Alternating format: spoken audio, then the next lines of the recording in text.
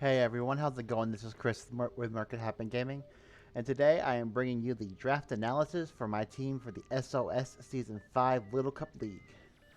And without further ado, here we go.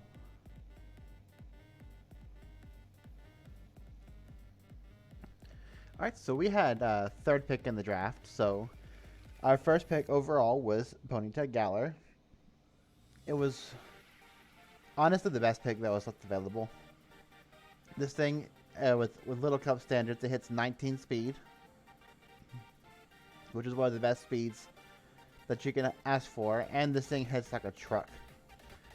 This thing can't be poisoned, which is not really a big deal in Little Cup, but it gets like agility, it gets calm mind, it can be healing wish support. And then let's see here. Hold on. It's really loud in my ears. And it also gets great physical options as well because its physical attack is actually higher than its special. So you get options like high horsepower, you get low kick, play rough, zen headbutt, wild charge. This thing can do either or, and it's really great, and I'm really excited to use it. This will be Valley Girl, the Galarian Ponyta. Next up, we have Stunky. He will be Pepe, like Pepe Le Pew. Stunky is a really nice grounded poison type. It hits 17 speed, if I remember correctly. Yeah, it hits 17 speed. It has two great abilities in Stench and Aftermath. And it gets moves like Defog. It can run Nasty Plot. It gets Memento. It gets good coverage and Play Rough. It gets Shadow Ball. It's a fast taunter, which is nice as well. So this thing is probably going to do some. This thing will either be utility or it will be setting up and winning. It's also one of my priority users with Sucker Punch. Let's see. Next up, we have the first part of our defensive core here, which Step on Me, the Pharaoh Seed. Pharaoh Seed is just really nice in general with its typing. With the removal of hidden power, there are less options to just throw on mons to be able to hit Pharaoh Seed, which in turn has made this Pokemon a little bit better. And this mon also gets access to a great multi-hit move in Bullet Seed. So you still get like the great Thunder Wave option, Stealth Rock Spikes. It still gets knockoff, which is very important. And this thing also has the ability to hit fairy types with a Steel Stab. And this thing is just going to be annoying to deal with between its defensive Leech Seed sets, or if I wanted to run an offensive Gyro Ball or offensive Iron Head set. Yeah. So that is Step on Me, the Pharaoh Seed. Next up, we have EK Goat with our Trico. I've been playing a little bit of Emerald Kaizo recently, so that's how I came up with that name. Trico is really nice with the Unburden ability. It gives me a good form of speed control, especially if I were to run it in tandem with Berry Juice or something like normal, like Berry Juice for acrobatics. It gets good moves. It gets Focus Punch. It also gets Swords Dance. It gets Thunder Punch.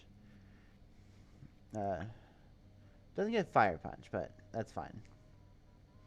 So yeah, it just has a lot of options that I can do, and offering that speed control is really, really nice, in my opinion. Alright, and yeah, this thing could also opt to run utility as well with a Leech Seed Grass Whistle set. But it's not as optimal as its just physical set. Alright, next up we have Don't Step on Me, the Larvesta.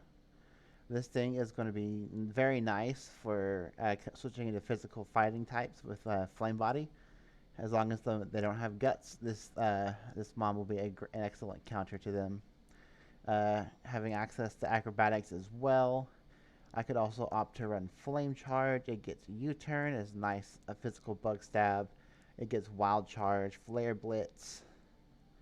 If I wanted to run Special, there's Bug Buzz, Flamethrower, Heat Wave, Psychic.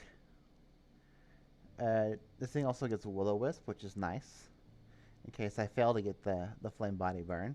And I believe this thing hits 16 speed, I think. I didn't touch on Trico speed. Let me see how. I believe this thing hits 17 with a Jolly Nature. That's right. Yeah, 17. But yeah, this thing is going to be an important member of the team, especially to be able to deal with a lot of the physical fighting types that are out there and very strong. All right. Next up, we have Roshi Lee, the Crow Brawler. This thing is looks like it's drunken fighting, which reminds me of Master Roshi and Rock Lee. So yeah, this thing has two good abilities and one okay ability. Anger Point is not the worst, but if I expect a crit to come, that could definitely come into play, as attack is rated 12 stages, which is nice. And then Iron Fist is always good for fighting types. And then Hyper Cutter is very nice as well against Intimidate users. But yeah, this thing is a fast fighting type. It's not exactly bulky, but it hits 17 speed.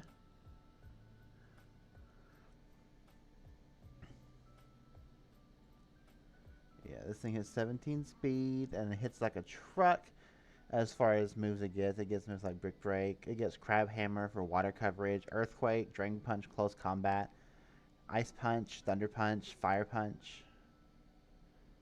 Well, maybe not Fire Punch, but yeah, Ice Punch and Thunder Punch for sure. Zen Headbutt,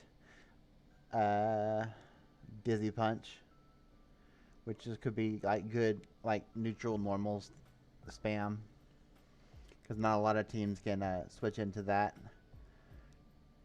But yeah, this thing is going to be nice. Having a good fighting type is definitely a plus. Alright, next up we have Peppa, the Swinub. The nickname should be obvious. My son likes Peppa Pig. Let's see, so now we have... this thing gets a lot of options. It gets like the Icicle Crash, Ice Shard with Mammoth Swine, Earthquake, High Horsepower, I think. It gets high horsepower, right? No, it doesn't get high horsepower, so... Okay. But it's okay. It still gets super power. It gets Rock Slide. This thing is going to be one of my rockers on the team. Freeze Dry is also very good, very underrated, especially in certain matchups, like let's say versus a Staryu wanting to switch into an ice move. Alright, next up we have Cue-Ball, the Alolan Geodude. At this point in the draft, I really needed a good flying resist, because the flying types, my team was very weak to flying types at this point. And so this thing gives me a opportunity to be able to deal with the flying types, but on top of that, trap other significant steel types to be able to deal with them, like trapping Bronzor in order to fire punch it. This thing could also run Sturdy Juice, which is very, very nice for Little Cup.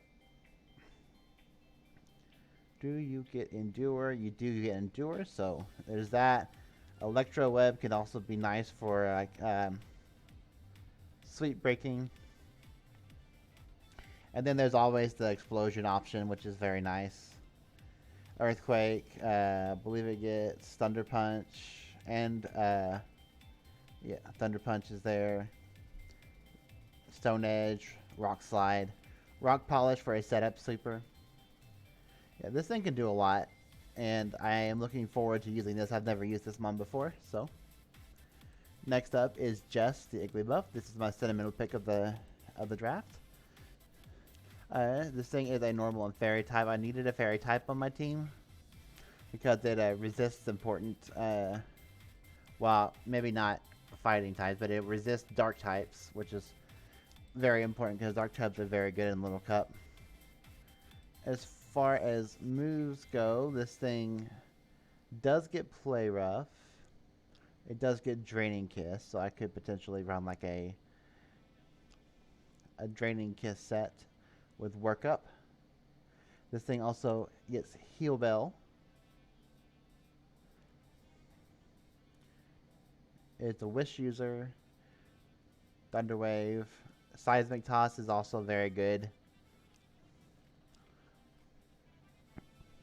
So this thing is going to be like a cleric for the team. And then last but not least, we have the last half of my defensive core with Pharaoh Seed. We have Squirt the Mantike. This mon has